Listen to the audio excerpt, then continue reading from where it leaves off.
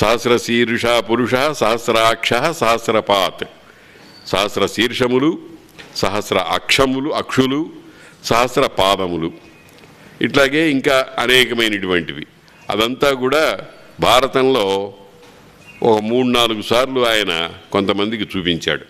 అలా చూపించి పరమ ప్రయోజనం పొందినటువంటి వాడు అర్జునుడు, చాలా ప్రయోజనం పొందినటువంటి వాడు ఉదంకుడు, ఏమి ప్రయోజనము పొందకుండా వినోదంగా చూచి మళ్ళీ కళ్ళు అక్కర్లేదని మూసుకున్నవాడు ధృతరాష్ట్రుడు. కాబట్టి ఆ స్వరూపం అన్నమాట. అది కూడా ఇంకొక విషయం కూడా మనం గమనించాలి. మహాభారత యుద్ధంలో భీష్మ పర్వంలో భగవద్గీత చెప్పినప్పుడు 11వ అధ్యాయంలో వర్ణించినటువంటి విరాట్ స్వరూపం ఉందే, అది అసలు విరాట్ స్వరూపం యొక్క పూర్తి రూపం కాదు, కొంత భాగమే. ఆ పూర్తి రూపం అంతా కూడా మనకు పురుష సూక్తంలో అభివ్యక్తమవుతుంది.